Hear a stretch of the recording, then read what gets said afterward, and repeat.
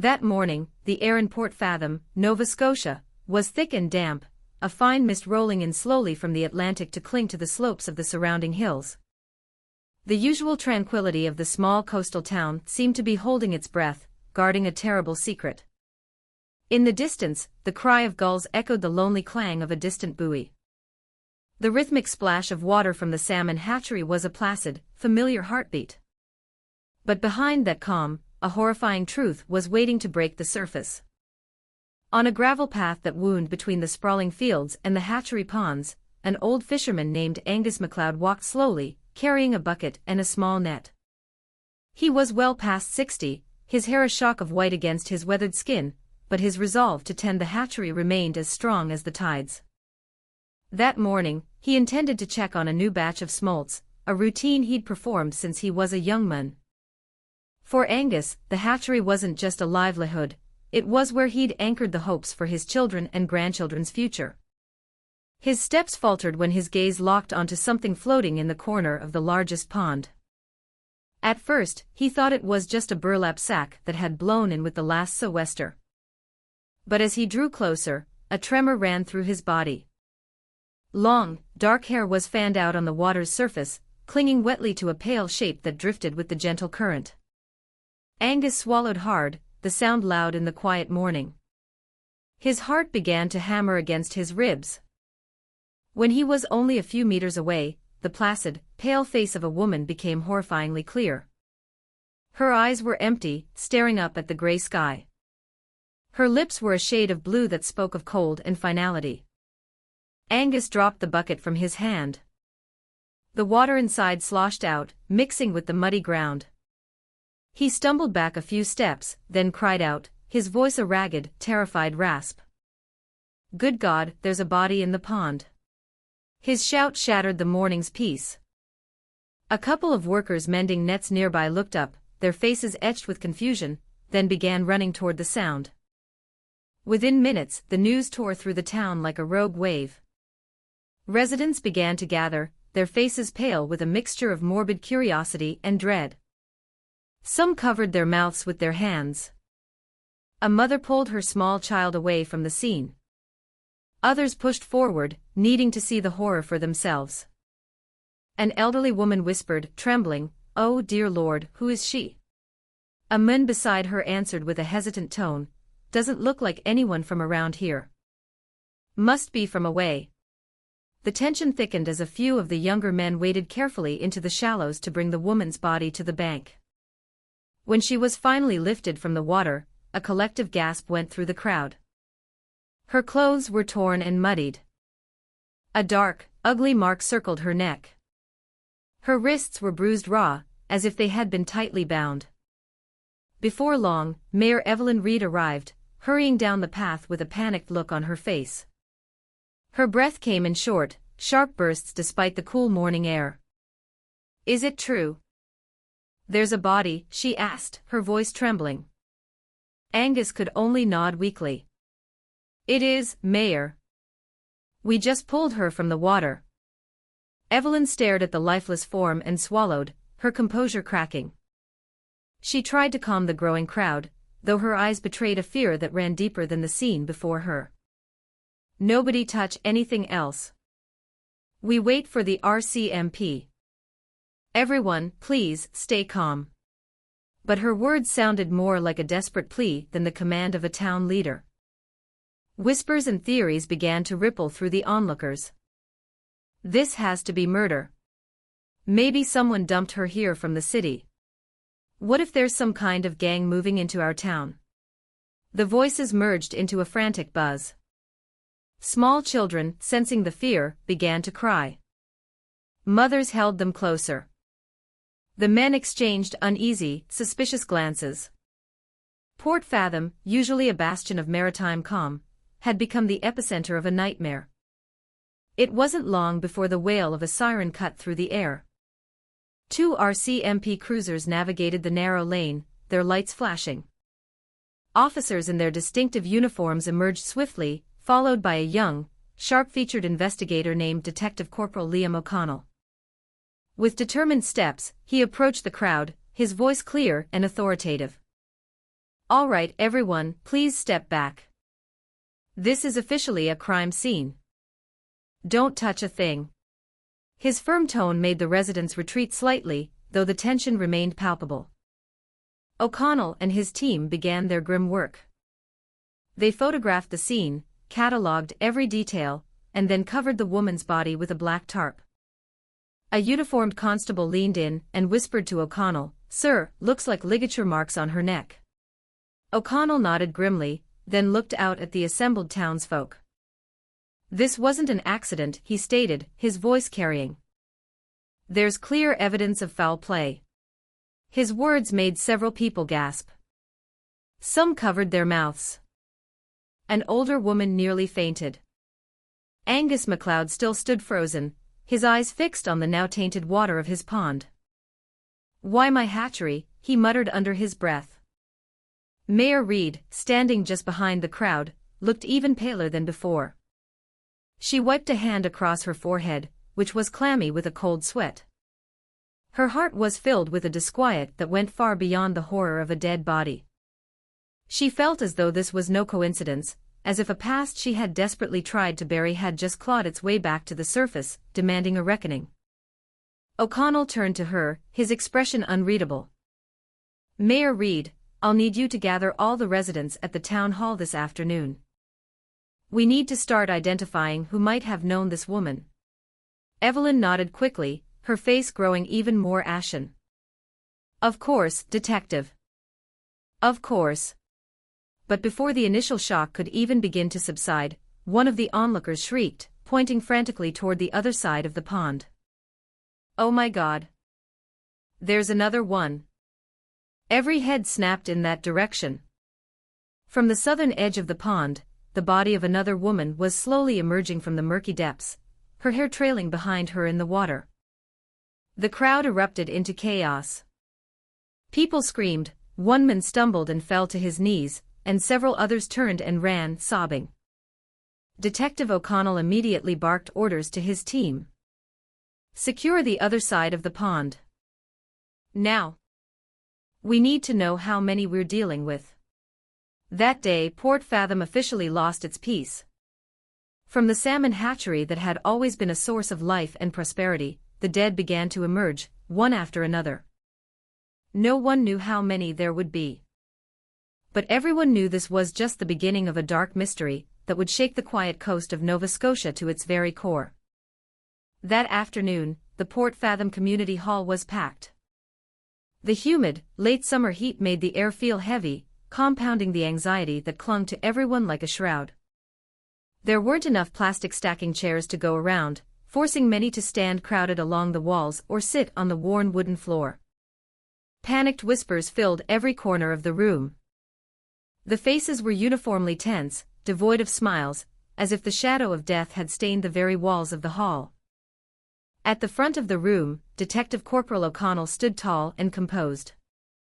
His serious expression swept over the crowd, his eyes taking in every worried face.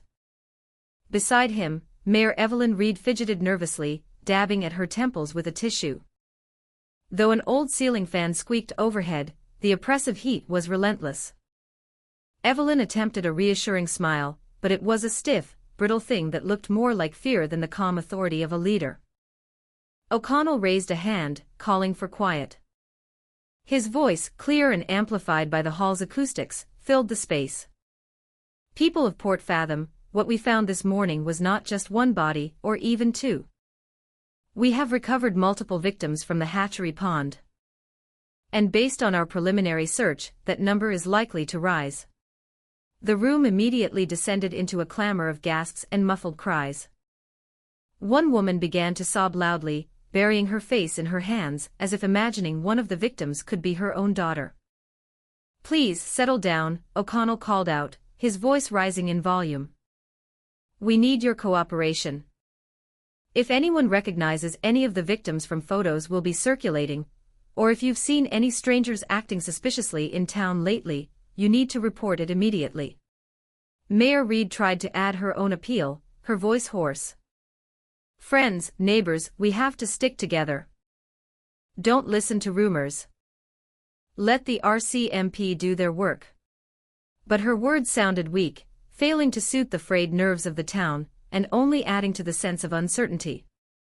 The tension spiked when a constable rushed into the hall, his face pale, and his breathing ragged. He whispered urgently to O'Connell, but his words were just loud enough for those in the front to hear. "Sir, there's more. We've found another 5 bodies on the south side of the pond." The hall erupted. People jumped to their feet. Hysterical shouts echoed off the walls. "Dear God, 5 more," a man cried out, his voice cracking with disbelief. O'Connell closed his eyes for a brief moment, then fixed his gaze back on the crowd. "I am ordering everyone to stay away from the hatchery. Do not approach the area. Let my team work." But the news had already escaped, spreading through the town with the speed of a wildfire. In a matter of hours, Port Fathom was transformed. National news vans from CBC and CTV descended on the small community, their large cameras and satellite dishes a jarring sight. RCMP cruisers lined the quiet streets, their flashing lights a constant, grim pulse. The wail of sirens became the town's new soundtrack, turning the peaceful seaside community into what felt like a disaster zone. Radios in every home blared the latest updates. Breaking news: the bodies of 46 women have now been recovered from a salmon hatchery on the outskirts of Port Fathom, Nova Scotia. The reporter's voice, crisp and detached, only amplified the horror. Inside their homes, fear took root and began to grow. Parents forbade their teenage daughters from leaving the house. The local diner and the Tim Hortons closed hours earlier than usual. The streets, normally bustling with activity in the late afternoon, were eerily deserted, as if Port Fathom had become a ghost town. People locked their doors, choosing to watch the grim spectacle unfold from behind their curtains. For them, the salmon hatchery, once a symbol of their livelihood, was now a source of unimaginable dread. Amidst this town-wide panic, a young woman walked calmly down the main street. Her dark hair was long and elegant, her frame slender, and she was impeccably dressed in a smart blue blazer, carrying a folder filled with car brochures. She smiled warmly as she passed a woman standing nervously on her porch. "Good afternoon," she said, her voice smooth and pleasant. "If you're thinking about a new vehicle, we have some great financing promotions on right now." Her tone was so casual, so disconnected from the tragedy gripping the town. The woman stared at her, bewildered, then quickly shook her head. "No, miss. Now is not the time to be talking about cars." Ilara Vance just offered another small, polite smile. Her gaze swept briefly over the panicked town before she continued on her way, her steps light and unhurried. But behind that serene smile, something unreadable flickered in her eyes. Her gaze was sharp, as if she were mentally checking items off a list. No one in Port Fathom would have suspected that this beautiful, ordinary-looking woman carried a secret as dark and cold as the water in the hatchery pond. To them, she was just a car salesperson. But to herself, this town was a stage, and a story of vengeance was finally reaching its climax. Meanwhile, back at the community hall, O'Connell had pulled Mayor Reed into a small office for a private conversation. "Mayor, let's be honest. This isn't a simple case. 46 bodies. This could be the largest mass murder I'll ever handle. Your town is now the center of it." Evelyn looked down, her hands trembling in her lap. "I don't know anything, detective. This place has always been so quiet." O'Connell's gaze was piercing. "That's the strange part. We've tentatively identified a few of the victims. It seems some of them had been seen around this area in recent weeks.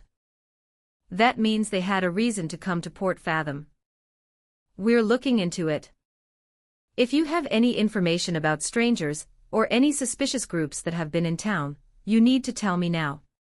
Evelyn swallowed hard.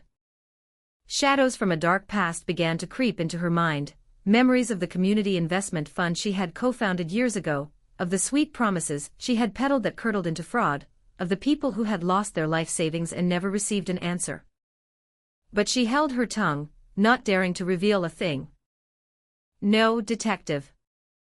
As far as I know, there's been nothing like that. O'Connell let out a long, slow breath. All right. But if I find evidence to the contrary, I'll be asking you about this again.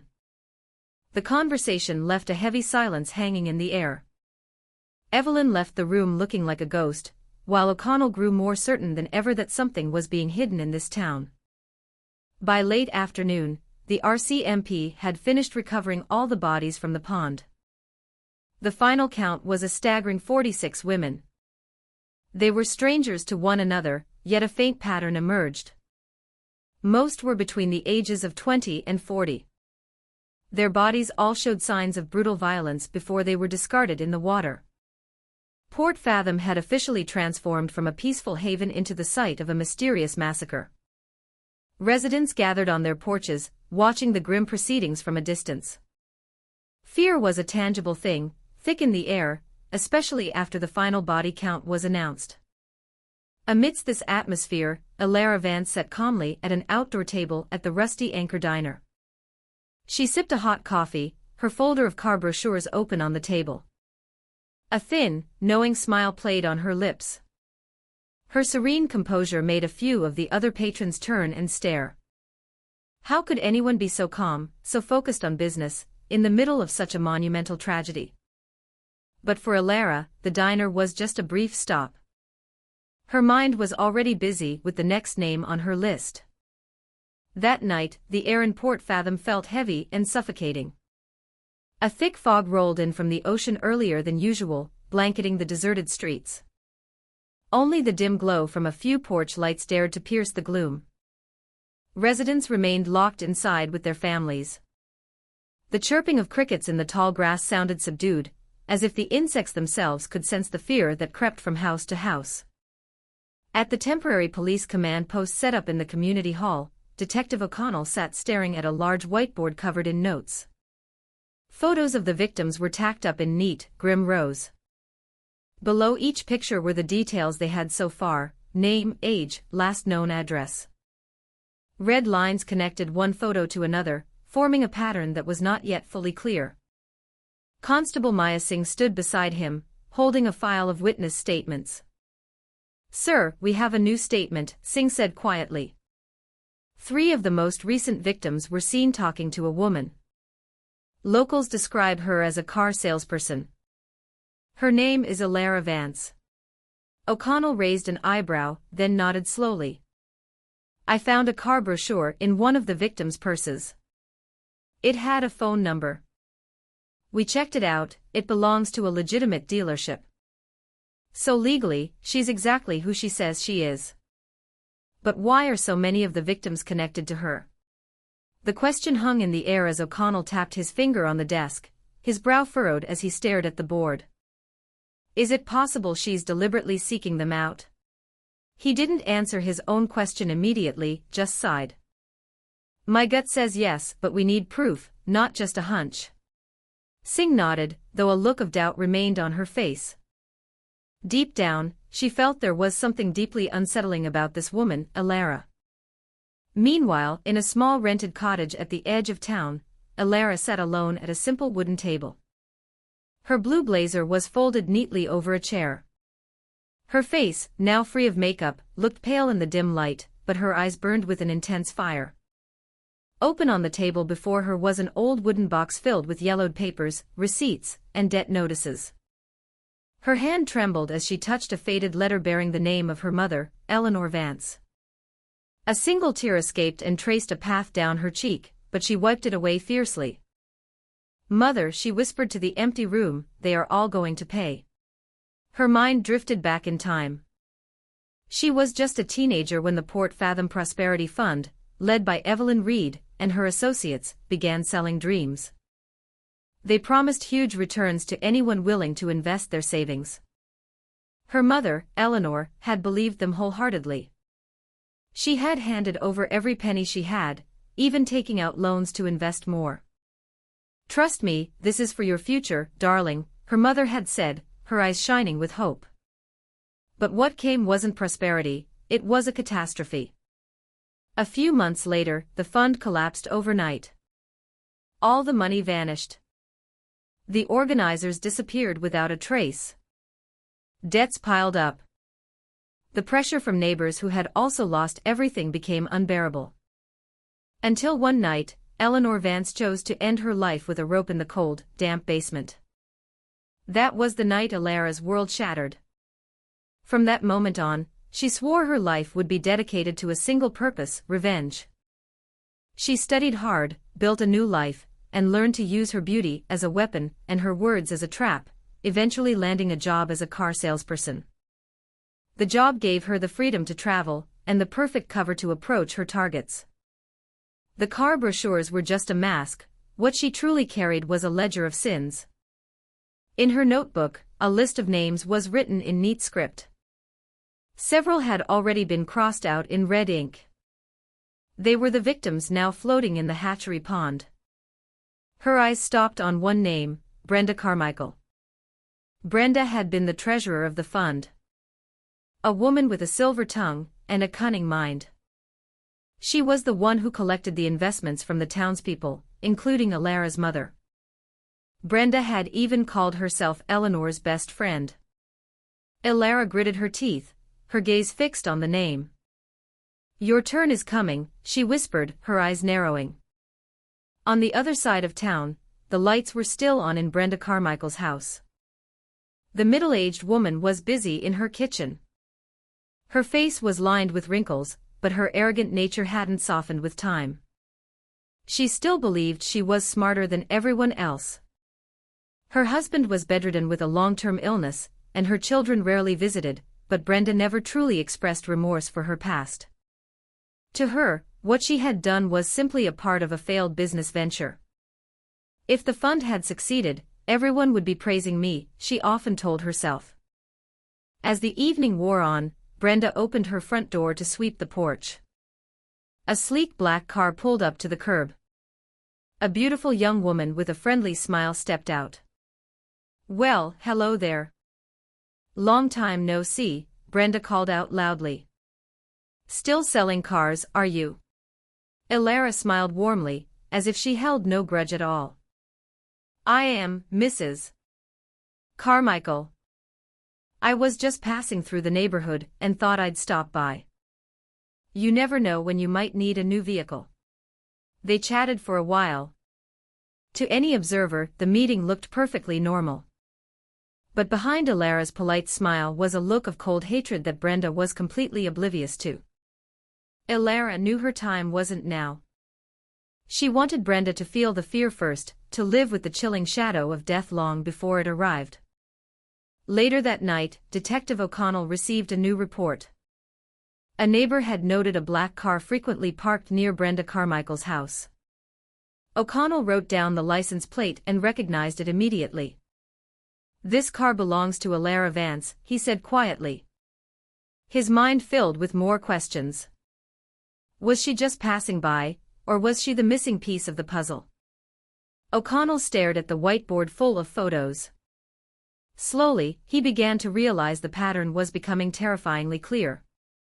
The night in Port Fathom was so still that the only sound was the chirping of crickets from the overgrown grass along the roadside. In the small cottage she rented, Alara Prameshwari sat at her table under the dim glow of an oil lamp, her expression deadly serious. Her gaze was fixed on a black notebook as she flipped through its pages. Her finger stopped on the name Brenda Carmichael.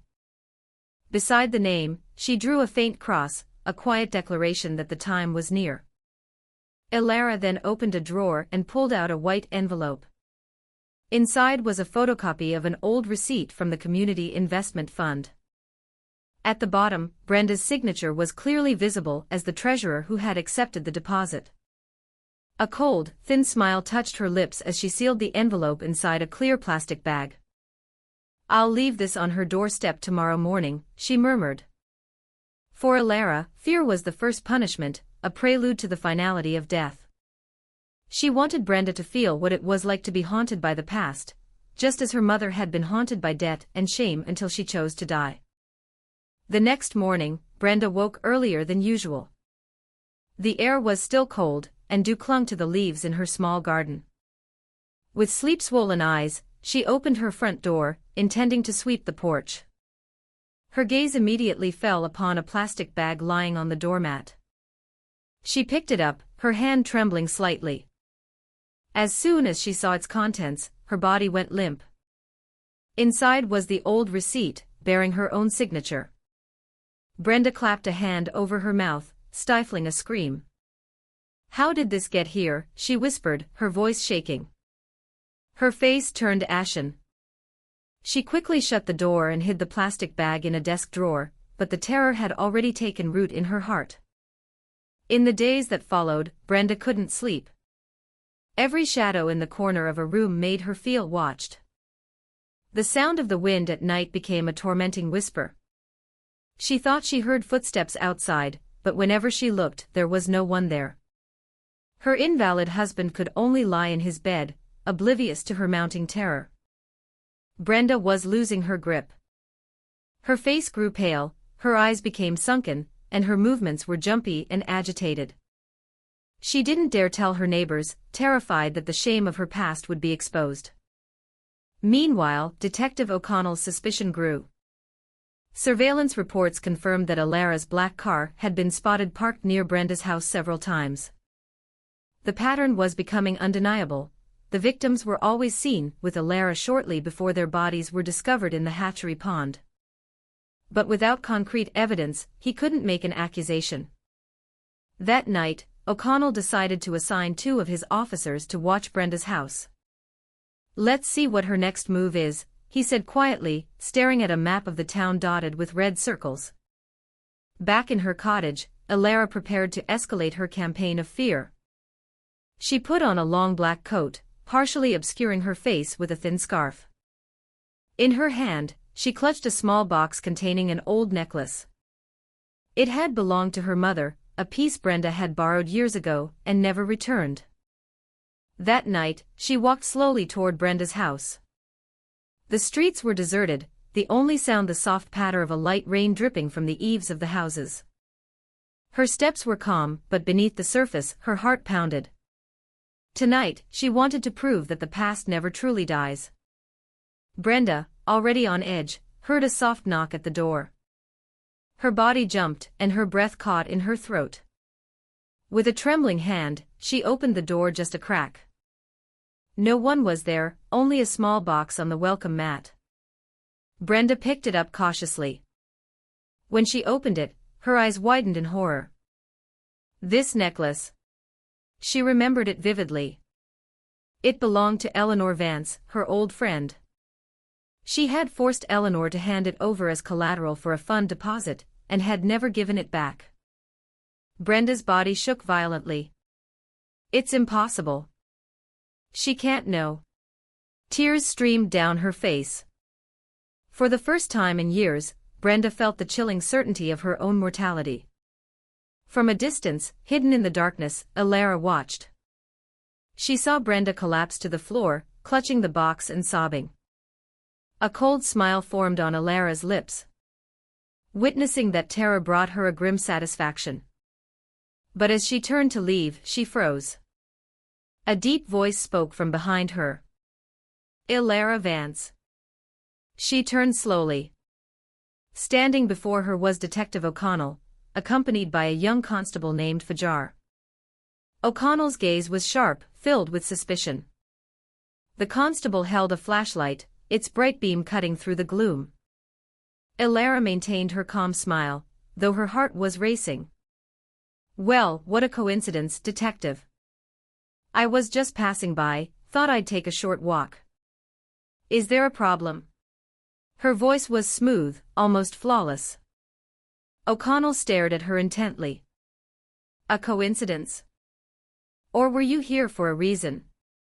Alara didn't answer.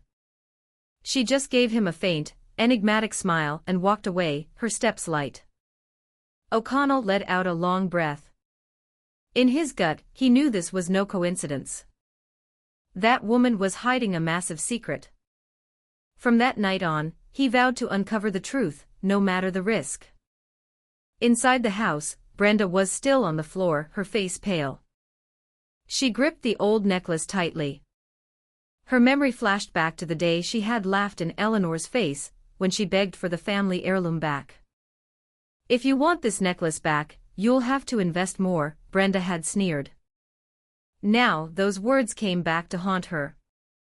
The past she thought was buried had returned to drag her into the shadow of death.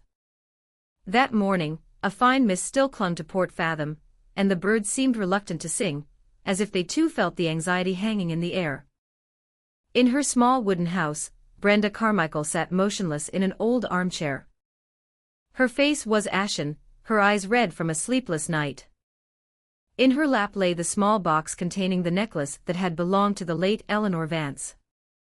Her hand trembled every time it brushed against the object, as if the necklace itself carried a curse from the past. Brenda glanced toward her husband, who lay frail and still in his bed. He had been paralyzed for years, able to do little more than stare blankly at the ceiling. Brenda whispered, her voice cracking, "I'm scared." A tear traced a path down her cheek. She felt a constant, suffocating presence, as if someone was always watching, haunting her every night. Every creak of the floorboards, every gust of wind against the roof, sounded like Eleanor's ghost come to collect her due. The whispers seemed to say, "An old debt has yet to be paid."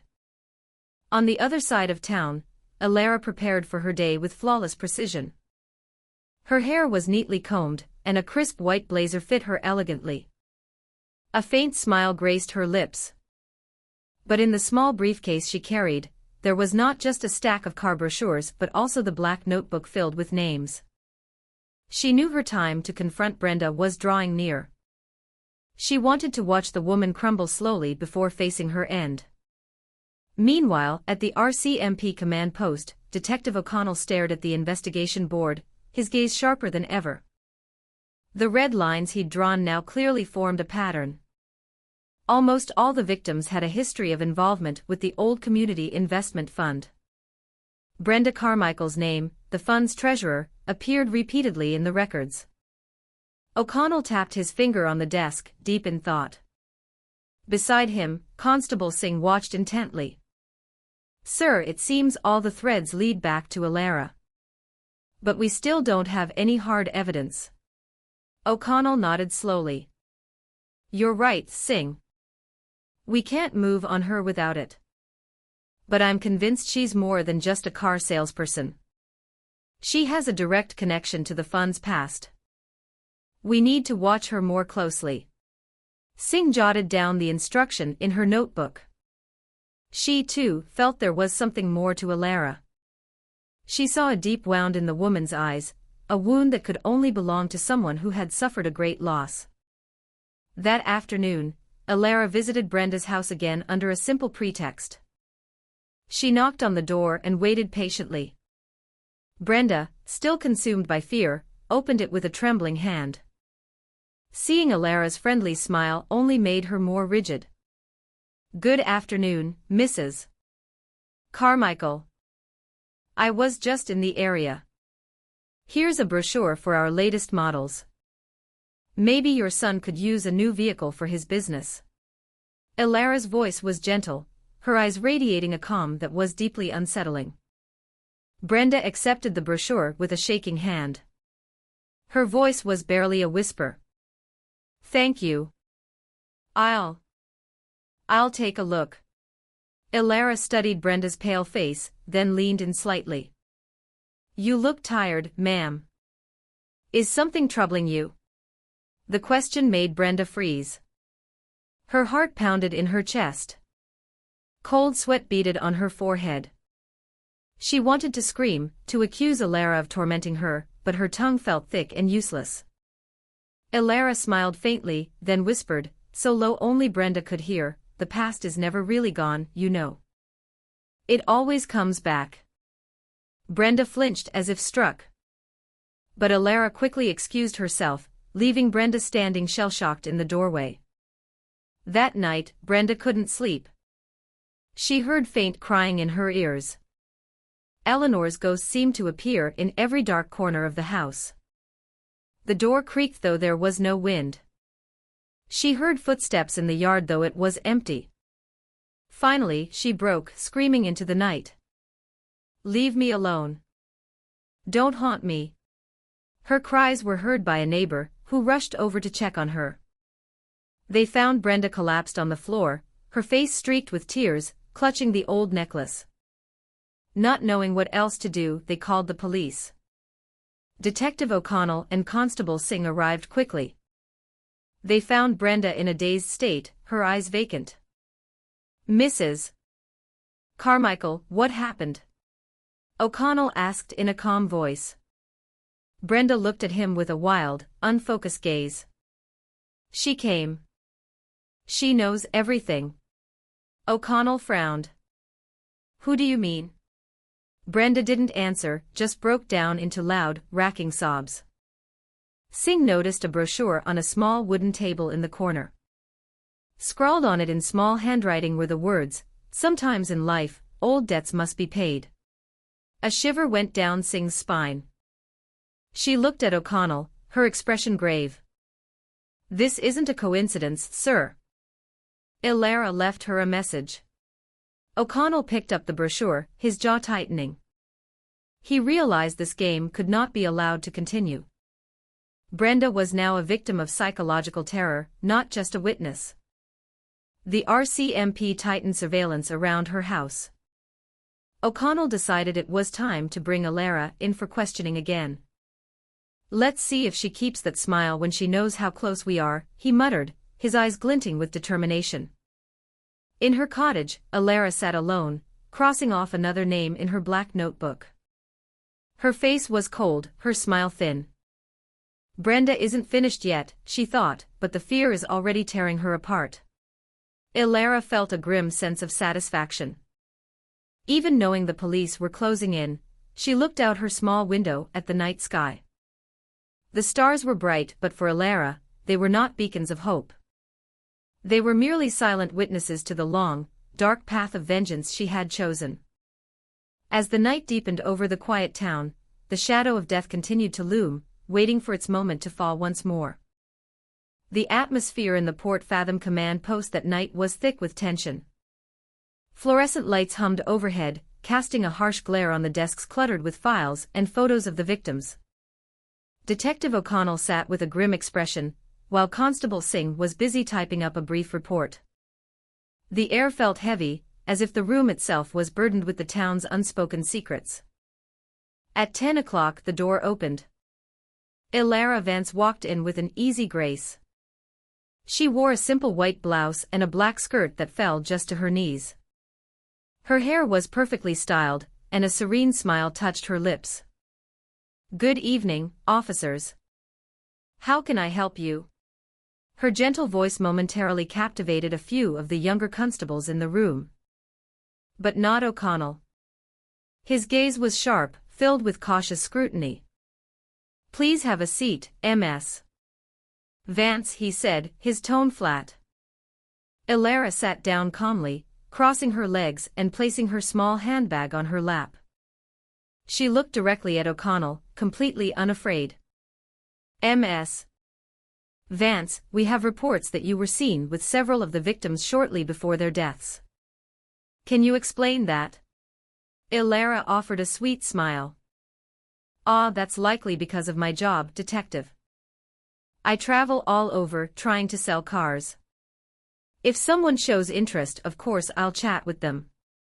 But as for these terrible events, I truly don't know a thing. Her answer sounded plausible, her tone laced with sincerity. Even some of the officers present nodded slightly, feeling she was just a victim of circumstance. But O'Connell was not so easily convinced. He studied her for a long moment, watching every subtle movement of her lips, every flicker in her eyes. There was no sign of anxiety, no nervousness. The woman was too calm, as if she were accustomed to this kind of questioning. She's no ordinary person, O'Connell thought. Constable Singh, sitting beside him, observed her as well. As a woman, she sensed something different in Ilara. The smile was too sweet, the gaze too cold. Singh recorded every word, but her mind kept asking, is this woman really just a car salesperson, or is there an old wound she's hiding? There's something in her eyes that can't be faked, something between sorrow and hatred. After a series of questions, O'Connell closed the file in front of him. "All right, Ms. Vance. Thank you for your time. You can go for now, but don't leave town. We may need to speak with you again." Elara smiled politely and stood up. She gave a slight nod of respect, then walked out with light, measured steps. But as she passed through the doorway, O'Connell caught a fleeting glimpse of a different smile on her face, one that was less about politeness and more about hidden satisfaction. Outside the command post, Elara paused for a moment, her gaze drifting toward the hatchery, now cordoned off and illuminated by harsh police floodlights. The surface of the water shimmered, but beneath that shine, she pictured the faces of the victims she had already crossed off her list. Not all of them, she whispered to herself. There are still some who must pay for their sins. Then she walked off into the night. Singh, who happened to step outside a few minutes later, saw Elara's silhouette in the distance. The woman seemed so composed, as if she had just left a routine business meeting.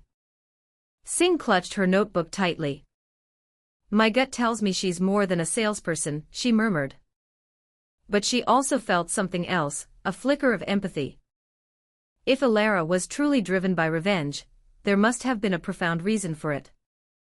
Back inside, O'Connell returned his attention to the investigation board. He added a small note next to Elara Vance's name, suspected connection to last 3 victims. He drew a red line connecting Elara's photo to theirs. The pattern was solidifying. But what bothered him wasn't just the connection, it was the motive. If Elara was the perpetrator, what was the reason behind it all? He was certain the answer lay in the town's past, in the old, corrupt investment fund that was now coming back to haunt them. As the night wore on, Elara returned to her cottage and opened the old wooden box again. She held a faded letter with her mother's name on it. Bitter memories flooded back, her mother's tears, the neighbor's threats, the night she found her mother's body hanging in the basement. A tear escaped her eye, but she quickly wiped it away. "Mother, I'm almost finished. They will all feel the pain you endured," she whispered, her voice breaking. At the command post, Singh stared out the window with a troubled expression. She remembered Elara's eyes, which had seemed to glisten with unshed tears even as she smiled. Something was nagging at her conscience. "Sir," she whispered to O'Connell. "What if she's a victim, too?" O'Connell turned to her sharply. "Don't get caught up in sympathy, Singh. If she's our perpetrator, she's responsible for dozens of deaths. That's not something to be taken lightly." Singh looked down, but her heart remained unsettled. She knew the law had to be upheld, but she also knew that deep emotional wounds could turn a person into a monster. In her heart, she felt this case was about more than just crime, it was about a vengeance born from a long unanswered injustice. That night, Port Fathom grew quieter still. The houses were locked up tight, and only the sound of the wind sighing through the pine trees could be heard. But beneath that silence a battle was taking shape, a battle between personal revenge and the rule of law, between a past that wanted to be forgotten and a past that demanded retribution. And at the center of it all stood a woman named Elara Vance, whose smile held a secret darker than anyone could possibly imagine. Rain began to fall in a steady drizzle, slicking the streets of Port Fathom as night descended.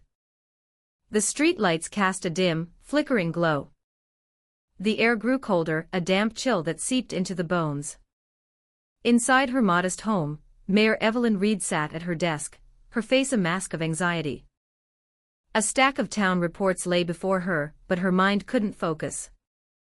Since the RCMP had started digging into the hatchery case, her name had come up more than once.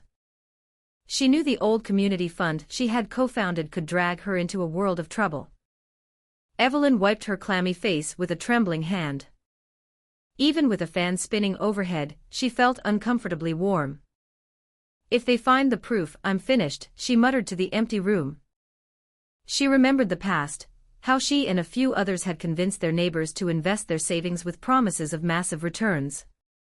At the time, she had felt so clever, so sure she could change the town's fortunes.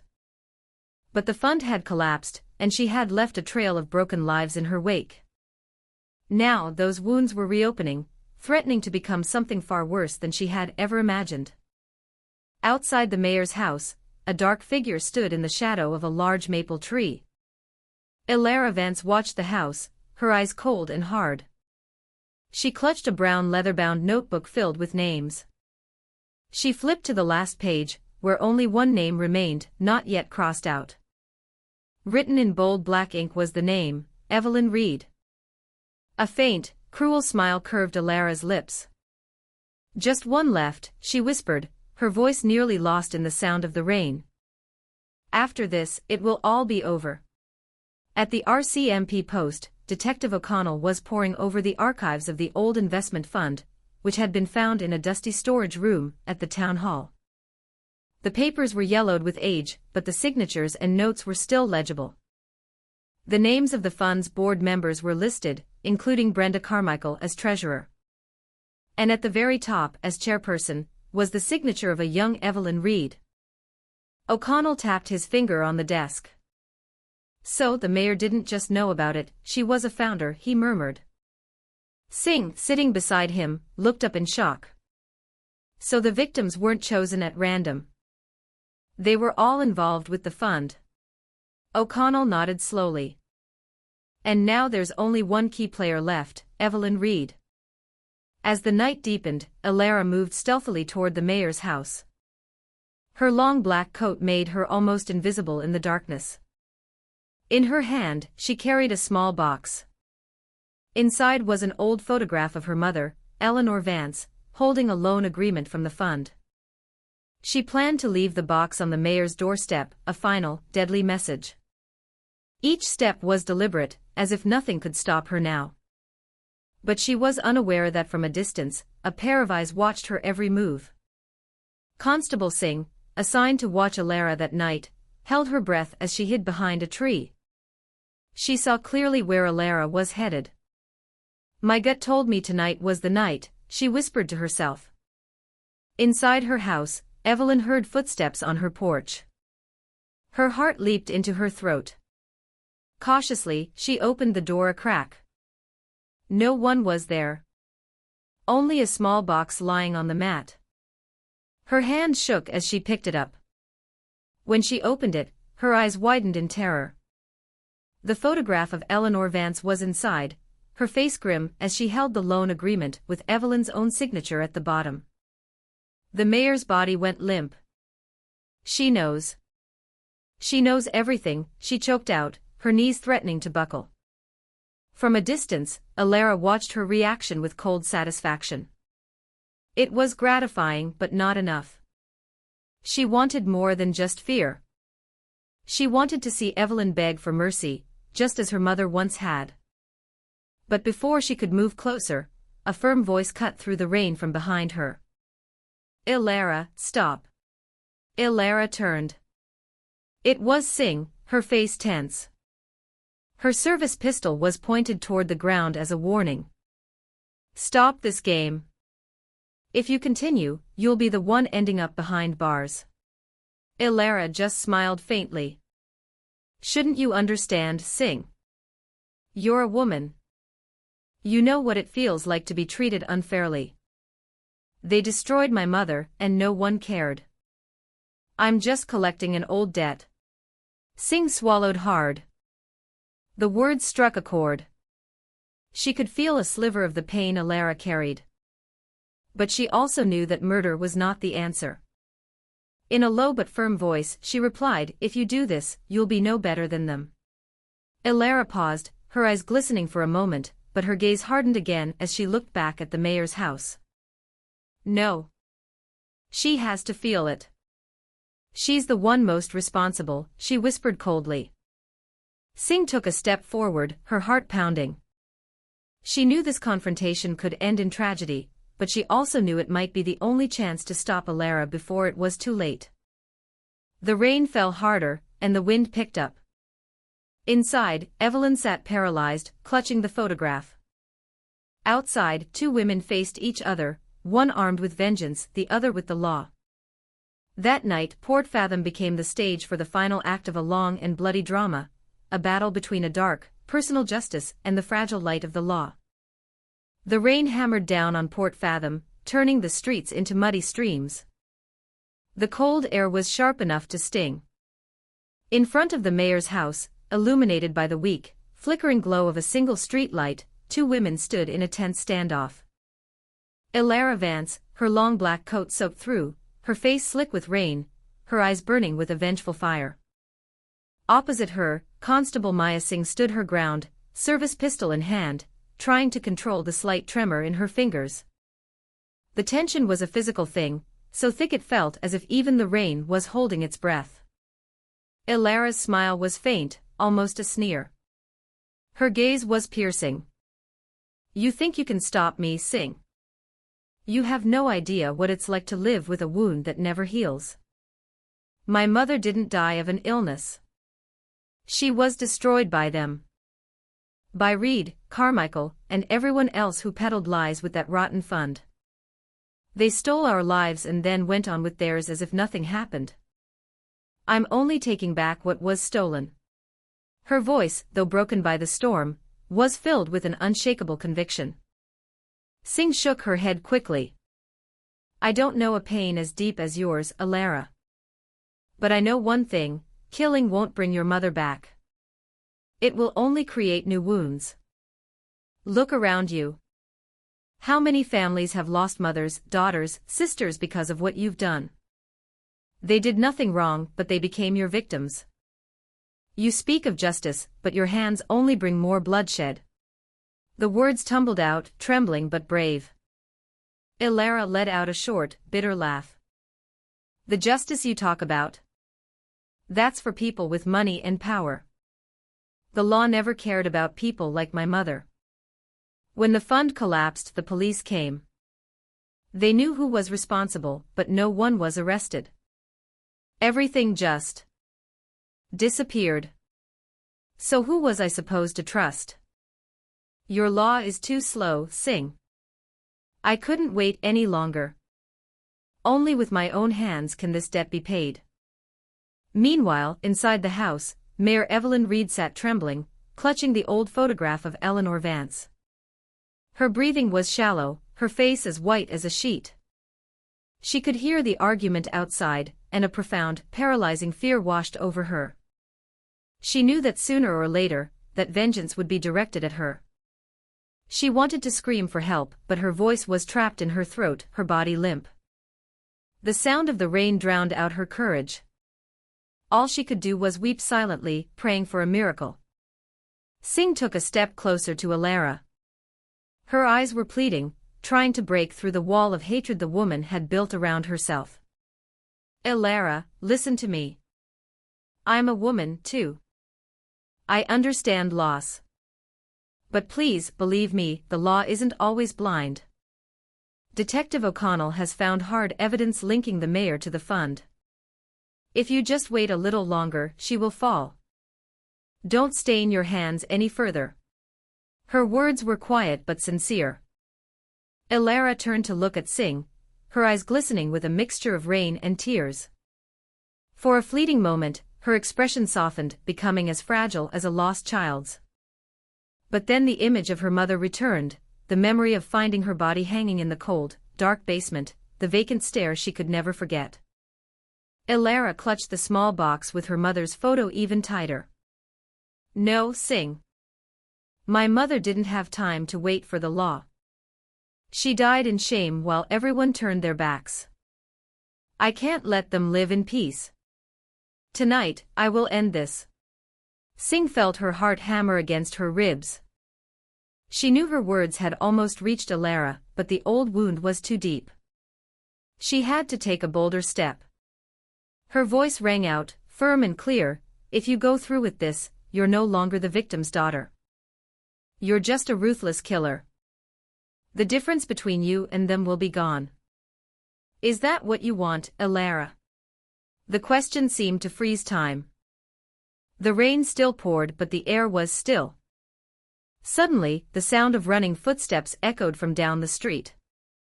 Detective O'Connell appeared, flanked by 2 other officers sprinting through the rain. "Ilara, that's enough. Put the box down and come with us." O'Connell's voice was firm, yet held a note of pity. Ilara turned, her eyes flashing.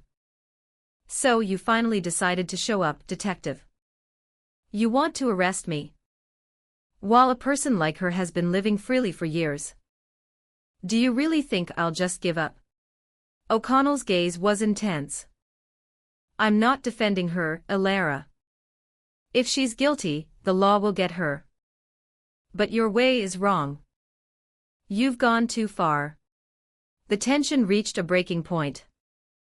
Ilara stood tall, her face a storm of rage and pain. Singh watched her, her heart pounding. O'Connell and his men prepared for the worst. Inside, Mayor Reed grew more frantic. She tried to stand, but her legs were weak. She knew this night could be her last. The sound of the rain masked her sobs, but the shadow of her past sins was suffocating her. Outside, the street light illuminated Ilara's rain-streaked face. She closed her eyes for a second, then opened them with a look of grim resolution. "Tonight, there will be an ending," she whispered. Everyone held their breath. The battle between personal vengeance and the rule of law was about to reach its violent climax, and no one knew who would be left standing. Port Fathom watched in the cold rain as an old secret dragged everyone into the same abyss. The night air over Port Fathom seemed to hold its breath. The rain continued its relentless downpour, the streetlights flickered, and all eyes were on Ilara Vance, standing defiant in front of the mayor's house. Her face was drenched, her hair plastered to her cheeks, but her gaze was unwavering. In her hand, she clutched the small box containing her mother's photograph, the symbol of the vengeance that had consumed her. Around her, Detective O'Connell, Constable Singh, and 2 other officers stood poised and alert. From behind the front door, Mayor Evelyn Reed trembled, clutching the old photo that was a stark reminder of her past sins. Ilara took a slow step forward. Her voice, though quiet, cut through the sound of the rain. "My mother is dead because of the rotten fund you led, Evelyn. All our money, all our hope, gone. I found her hanging alone, and no one helped. And you? You got to live comfortably, sit in the mayor's chair as if nothing ever happened. Tonight, you pay." Her words were a chilling indictment that pierced the heart of everyone who heard them. O'Connell raised a hand, trying to de-escalate. "Ilara, listen to me. I know you're hurting. I know that pain is real. But this is the wrong way. Killing her won't bring your mother back. The law will deal with Evelyn Reed. The evidence is solid. Trust me. This time, she can't escape." His voice was firm but laced with an empathy that sought to breach the fortress of vengeance around Ilara's heart. But Ilara only laughed, a bitter sound mixed with tears. "Your law is too late, detective. My mother didn't live to see justice. She died in humiliation while the people who robbed her laughed. You don't understand. None of you understand." Singh took another step forward, her pistol still raised. Her face was tense, but her eyes were soft. "Ilara, I'm a woman like you. I can feel a fraction of your pain. But if you kill her tonight, you stop being the daughter seeking justice for her mother. You just become a killer, as cruel as they were." Her words were quiet but powerful. Ilara froze for a moment. She looked at Singh, and for an instant, her face crumbled, revealing a raw vulnerability. Tears mixed with the rain on her cheeks. But as she turned her gaze back to the mayor's house, the image of her mother returned, hanging pale, her eyes empty. Ilara gripped the box tighter. "No, Singh. I can't stop now. This vengeance is the only thing that's kept me alive. If I stop, all of my mother's suffering was for nothing." The tension peaked when the front door creaked open, and Mayor Reed stumbled out. Her body shook, her face was a deathly white, and her voice was a hoarse rasp of fear. "Ilara, I'm sorry. I was wrong. I can't bring your mother back, but I never intended for her to die. It was just a business deal that failed. The excuse made O'Connell clench his fists. He knew Reed was hiding behind a lie, the evidence proved she was the main architect. But for Alara, those words were like gasoline on a fire. A failed business deal. You call my mother's death a failed business deal, she shrieked, her voice breaking. She lunged toward the door, her eyes blazing with fury. Singh held her breath and screamed, Alara, don't. She half-squeezed the trigger, ready for the worst. O'Connell moved forward, his hand outstretched. Everyone knew a single wrong move would end in bloodshed. Alara was now face to face with the mayor. She dropped the small box. From her bag, she pulled a small, gleaming knife. The street light caught its sharp edge.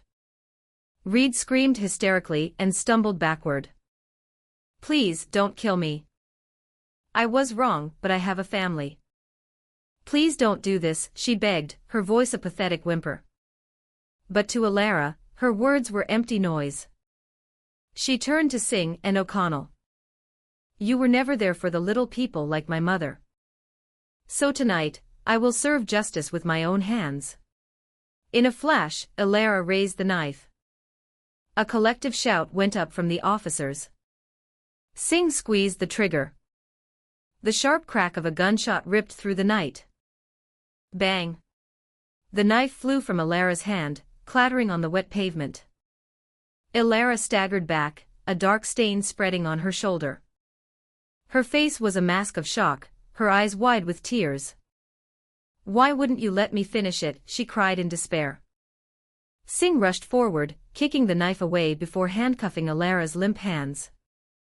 O'Connell followed, placing a steadying hand on Singh's shoulder. The breath everyone had been holding was released in ragged gasps. Alara collapsed to the ground, blood mixing with the rainwater. Her tears fell freely. No one understands. My mother died in disgrace. And they lived without a shred of guilt. I just wanted to close that wound, she sobbed, her voice filled with a profound agony. Singh knelt beside her, her own eyes filling with tears.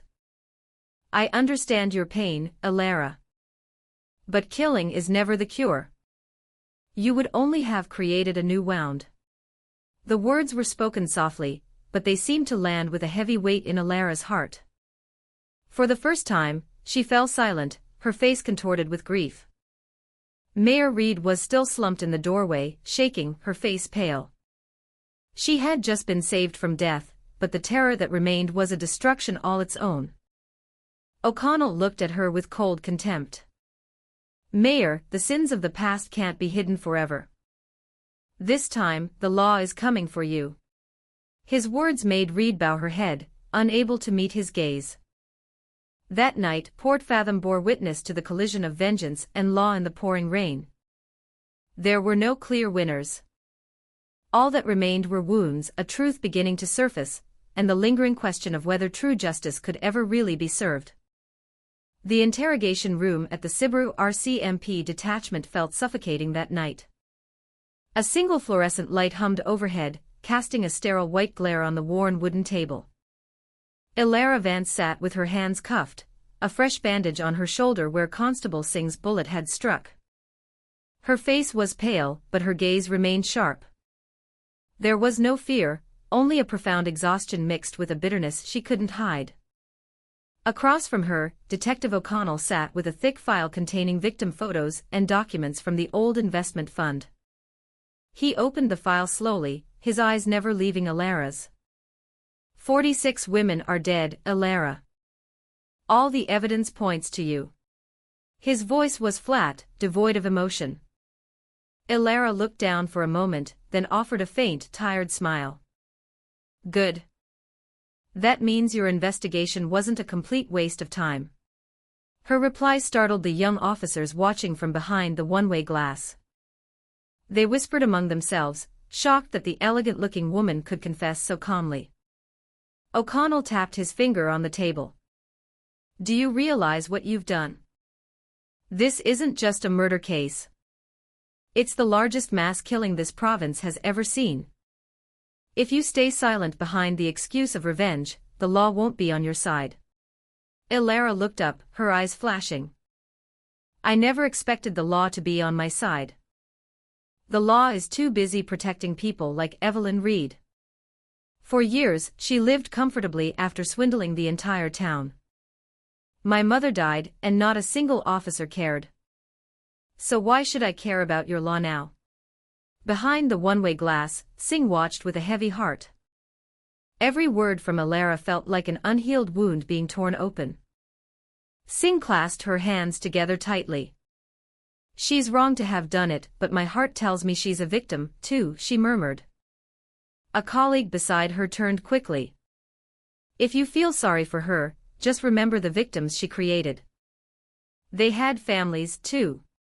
Singh fell silent, a tightness in her chest, but her gaze remained fixed on Ilara with a profound sense of empathy.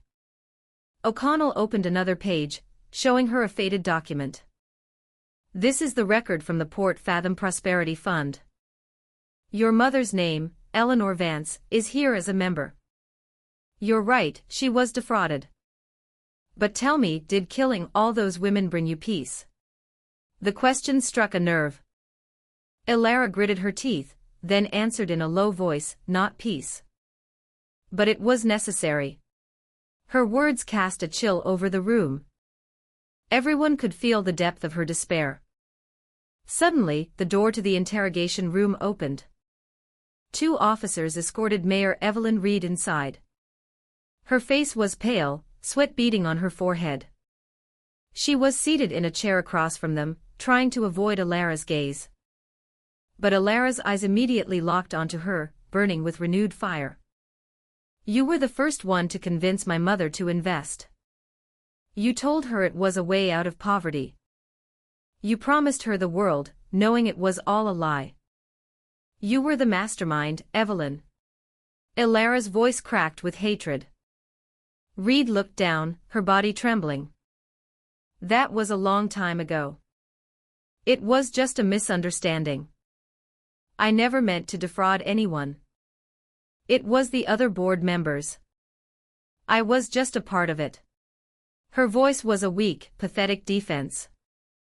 O'Connell slammed the file shut, the loud noise making everyone jump. Enough. The facts are the facts. We have dozens of murder victims, and we have financial records with your name all over them. These may be 2 separate cases, but they are inextricably linked. We will investigate every last detail. Reed fell silent, her face ashen. She knew the trap had finally closed around her. Ilara let out a small, bitter laugh. See? In the end, she'll fall too. But it's a shame that I'm the one considered the villain here, when all I did was what the law never bothered to do. From behind the glass, Singh felt her chest tighten. Ilara's words were like a whip. She knew the woman was a murderer, but she also knew there was a bitter truth in what she said. After several hours, O'Connell concluded the session. Ilara was led back to a holding cell, while Reed was detained for further questioning. In the hallway, Singh walked beside Ilara. For the first time, they spoke without a weapon between them. I don't hate you, Ilara. I just hate the path you chose. If only you had trusted the system, Singh said, her voice soft and sincere. Ilara turned, her eyes swollen, a faint smile on her lips. I used to trust it, Singh.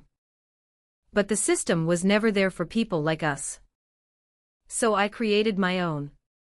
Singh was silent. She couldn't argue with that. She could only walk beside Ilara, her heart heavy with a mix of pity and disappointment. That night at the Sibra detachment, 2 things were clear. Ilara Vance was officially the suspect in a serial murder case. Mayor Evelyn Reed was now deeply entangled in the investigation of the fraudulent fund she had long kept hidden. But one big question remained: would justice truly be served, or would this case end in a compromise, just like in the past? That night, a heavy rain washed over Port Fathom. The streets were deserted, the street lights casting a hazy glow through the thick fog. In a holding cell at the Siber detachment, Alara Vance sat in a corner, her eyes vacant as she stared at the steel bars, her mind drifting far away. Since the interrogation, she had stopped fighting. There were no more screams, no more scorn for the law. All that remained was a haunting silence. Detective O'Connell was still in his office, a pile of old files from the investment fund spread across his desk. He read meticulously, his brow furrowed. The more he dug, the clearer the money trail became, leading directly to Mayor Evelyn Reed's personal accounts. Tens of thousands of dollars had been siphoned off, slowly but surely. This was the proof he needed. She was the mastermind. O'Connell let out a long sigh. So Alara wasn't entirely wrong. She just chose the wrong path, he muttered to himself. Meanwhile, Constable Singh, on duty that night, felt a growing sense of unease. Her intuition told her something was about to happen. She walked toward the holding cells, peering at Alara through the bars. "Alara," she called softly. The woman turned, a faint, sad smile on her face. "You know, Singh, this rain reminds me of the last night I saw my mother alive. The night she decided to end her life because she couldn't bear the debt. It was raining hard then, too. I cried on the porch, hoping someone would help. But no one did. They all just stared and walked away." Singh gripped the cold iron bars. "I understand your pain, Alara. But you have to let the law work now. Detective O'Connell has found solid evidence against Reed. This time, she won't get away."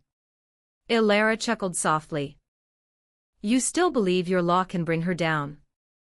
She has money, connections, power. She can buy anything, even the truth." Singh shook her head quickly. "No. Not as long as I'm here. I won't let that happen." Their eyes met, one filled with wounds, the other with resolve, a wide, unbridgeable gap between them. On the other side of the detachment, Evelyn Reed, held in a separate room, was beginning to panic. She paced back and forth, sweat pouring down her face. She knew the evidence O'Connell had found could destroy her. Panic drove her to desperation. In silence, she retrieved a small, sharp object, a shiv fashioned from a piece of metal, that she had somehow managed to conceal during her search. "They can't bring me down. They can't," she chanted to herself. When an officer entered to check on her, Reed moved with lightning speed. The shiv plunged into the officer's arm. Blood sprayed, a scream tore through the detachment, and chaos erupted. Reed fled down the narrow hallway, shoving anyone who got in her way. Alarms blared. Officers scrambled. Singh was startled by the commotion. "What's happening?" she yelled. Reed escaped, an officer shouted back, out of breath. Singh's eyes widened and she instinctively looked toward Alara's cell. The woman was standing calmly, a thin smile on her face. "Did I not tell you? Your law can't hold her. She'll be free." Singh clenched her fists and sprinted out, joining the team hunting for Reed. O'Connell was right behind her, his face a mask of fury. They followed a trail of wet footprints out of the detachment and into the rainy darkness, the chase leading them toward an old, abandoned warehouse at the edge of the fields. The rain was still coming down in sheets, the muddy ground making every step a struggle. Inside the warehouse, Reed hid, panting for breath. She clutched her makeshift weapon, her eyes wild with fear. Suddenly, the warehouse door creaked open. But it wasn't the police who appeared. It was the one person she feared most. Alara.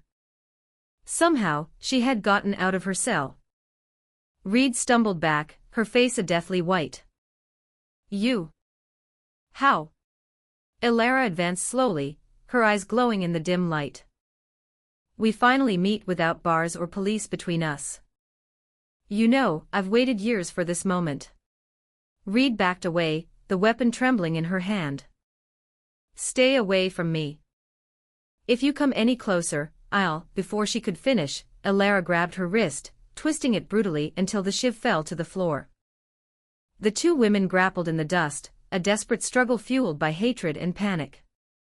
Just then, O'Connell and Singh arrived with several officers. They stood in the warehouse doorway, witnessing the two women locked in a battle born of a bitter past. "Elara, stop!" O'Connell yelled. But Elara seemed not to hear. She forced Reed to the ground, her hands closing around the former mayor's throat. Tears streamed down her face, mixing with her rage. "This is for my mother. For everyone you destroyed," she screamed. Singh rushed forward, trying to pull Elara off. "Enough, Elara. If you do this, you'll be exactly what they say you are, a heartless killer." The words seemed to break through Elara's fury. She froze for a second. Her hands were still trembling on Reed's neck, but her eyes met Singh's. In them was a look of profound despair and pain. Slowly, her grip loosened. Elara finally let go. Reed coughed and gasped for air, her body limp. Singh immediately wrapped her arms around Elara, holding her tightly to prevent her from being consumed by her rage again. O'Connell signaled his officers to secure Reed. This time, the evidence was overwhelming. The mayor would not escape justice. Elara sat on the floor, her face buried in her hands, her body racked with sobs. But through the tears, something had shifted. For the first time, she looked relieved. "I didn't kill her," she whispered to Singh. Maybe my mother would be proud that I stopped." Singh held her hand tightly. "You chose the right path." The night ended with 2 arrests. Mayor Evelyn Reed was officially charged as the prime suspect in the investment fund fraud case. Elara Vance remained charged with serial murder, but with a note that she had surrendered without killing her final target. Port Fathom finally saw a glimmer of justice. It had come at a terrible price of blood, tears, and pain, but for the first time, the truth was beginning to see the light of day. The interrogation room at the Sibra detachment was once again filled with tension. The harsh fluorescent light shone down on Elara Vance, who sat with her hands cuffed. Her shoulder was still bandaged, but she sat upright, showing no weakness. Across from her, Detective O'Connell opened a new file containing additional evidence his team had found the night before. He looked at Elara, his expression unreadable. "You know, with all the witness statements and the evidence we have, there's no way out. You'll be tried as a serial killer." His voice was calm, but his eyes were sharp. Elara smiled faintly. "I don't care what title you give me. Killer, executioner, madwoman. It doesn't change the fact that my mother died because of greedy people." O'Connell tapped the table, his voice rising slightly. "But 46 lives, Elara. They were human beings. Some of them may have been guilty, but not all of them were masterminds. Some just went along with it. Did they deserve to die?" Elara gritted her teeth, her eyes turning red. "They were all part of the wound. They laughed at my mother when she begged for her necklace back. They harassed her for debts. They let her fall and did nothing to help. To me, they were all guilty." Behind the one-way glass, Constable Singh watched again, her heart in turmoil. Elara's words were like knives. She understood the feeling of being abandoned, though not to the same extreme. She whispered to herself, if only someone had listened to her sooner, maybe none of this would have happened. O'Connell sighed heavily and pulled out the old, stained documents from the investment fund. "Look at this, Elara." Proof of money transfers from the townspeople directly into Evelyn Reed's personal account. "It's clear she was the main architect. You were right all along, but your methods were wrong." Elara stared at the documents, her lips trembling. "So you finally believe me? If this proof had been found years ago, my mother wouldn't have died." Her voice broke and a tear fell, but she quickly wiped it away, hardening her expression. "The law is always late, detective. Always. At that moment, the door to the interrogation room opened. 2 officers escorted Evelyn Reed inside, her hands also in cuffs. Her face was pale, her hair a mess. She was seated in a chair across from them. Elara sat up straighter, her eyes fixed on the former mayor with an unextinguished fire. O'Connell began the conversation. Ms. Reed, you are officially a suspect in the fraudulent activities of the Port Fathom Prosperity Fund. Dozens of residents lost their savings and some, like Elara's mother, lost their lives. Do you still deny it? Reed looked down, her voice hoarse. It was a mistake from the past. I never intended. It was just a business deal that failed. Elara hissed with rage. A failed business deal. You call it a failed business deal. To me, it was murder. You murdered my mother, slowly. You let her be shamed, chased by debts, until she chose to hang herself. That wasn't a business failure. It was a sin you enjoyed. Reed began to tremble, tears streaming down her face. I'm sorry. But it's all in the past. What's the point now? Elara bowed her head, her shoulders shaking. For the first time, she seemed at a loss for words. She just wept, a deep, silent cry that conveyed the immense weight she had carried for so long. Singh, watching from behind the glass, felt tears welling in her own eyes. She wanted to go in, to embrace Elara, and tell her she wasn't alone. But she knew it wasn't her place. O'Connell looked between the 2 women and said firmly, the court will decide your sentences. Not me, not Elara, not vengeance. Only the law. The sentence echoed in the small room. Elara looked up at O'Connell, her eyes shining with unshed tears. The law. I don't know if I can trust it again. But maybe, for the first time, I'm willing to wait and see. Her reply was almost a whisper, a quiet surrender. Evelyn Reed sat limp in her chair, her head bowed. She knew the door to freedom had slammed shut. All the ugliness of her past was now laid bare for the world to see. That night, news of the investigation spread like wildfire. Port Fathom was in an uproar. The local radio announced that their mayor was officially detained for an old fraud case. Residents gathered in the diner and at the wharf, discussing the fate of their town's leader. Some felt relief, while others feared their own long-buried secrets might also be exposed. Back in her cell, Elara once again sat alone, clutching the old photograph of her mother. The serene face of Eleanor Vance seemed to be speaking to her. My child, you've done enough. Elara's tears flowed freely. Maybe her mother was right. Maybe revenge never truly brought peace. But behind it all, a big question remained. Could the law truly bring down someone as powerful as Evelyn Reed, or would money and influence still play a role behind the scenes? Elara closed her eyes, surrendering the answer to time. The sun rose over Port Fathom, casting a gentle light on the small town. But the mood of the residents was still clouded by the shadow of the case that had shaken them to their core. The trials, held in Halifax, became a national spectacle, capturing the country's attention. The names Elara Vance and Evelyn Reed were fixtures on the evening news. At the rusty Anchor Diner, a few women sat over warm cups of tea, discussing the latest from the trial. One whispered, I feel for Elara.